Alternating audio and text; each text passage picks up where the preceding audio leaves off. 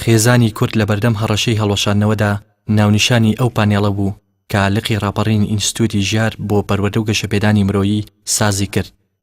بەرپرسی ڕێکخراوەکەش لە دەڤەری ڕاپەڕین باز لەوە دەکات بەرزبوونەوەی ڕێژەی جیابوونەوە و ئەو کاریگەری نەرینیانی لە سەر خێزانی کورد هەیەتی هانی داون تا هەنگاوێک بە ئاڕاستەی دەستنیشانکردنی هۆکار و چارەسەری ئەو کێشانە بنێن کە ڕووی لە خێزانی کوردی کردووە. طبعا هەدەف و ئامانزمان لەو پلاتفۆرمە ئەوە بوو کە هەستمان کرد بە خەتەرێکی زۆر گەورە لەسەر خێزانی کوردی و بەردەوام ڕێژەی جیابوونەوە لە هەڵکشاندا بوو و هەستمان کرد کە ئەوە بەڕاستی نامۆیە ئەو دیاردە ئەو حاڵەتە بە گەلی کورد بە خێزانی کورد بە پێویستمان زانی کە لە دەڤەری ڕاپەڕین ئەو پلاتفۆرمە ئەنجام دەین بە هیوای ئەوەی کە سوود بەخش بێ. تاوان چەند تەوەرێکی لە خۆی گرتووە، یەکەم تەوەری لایەنە یاساییەکەی و پاشان تەوەرە شەرعیەکەی و پاشان تەوەری کاریگەری ڕاگەیاندن لەسەر خێزان، کاریگەری سلبی. پەخشکردنی دراما بیانیاد و بلاشکراوەکان لە بەشێک لە کەناڵەکانی ڕاگەیاندنەوە وەک فاکتەرێکی بنەڕەتی چاوی لێ دەکرێت کە کاریگەری نەرێنی لە سەر خێزان و کۆمەڵگەی کوردی هەیە.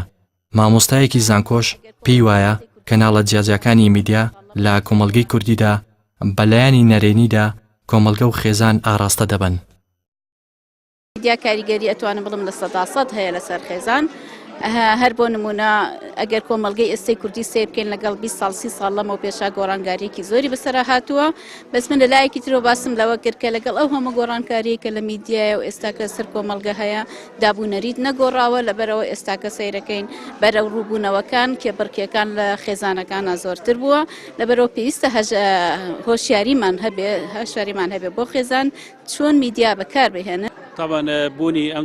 دادوەر کامەران ڕەسوڵ کە با سیمیناری هۆکار و ئامارەکانی هەڵوەشاندنەوەی خێزانی کورد بەشداری پانێڵەکەی کردبوو دەڵێت بۆ بەرگرتن بەو لێکترازان و داروخانەی ڕووی لە خێزانی کۆمەڵگەی کوردی کردووە بەڕێوەچوونی پلاتفۆرم و پانێڵی هۆشیاری با گرنگ و پێویست دەزانێت.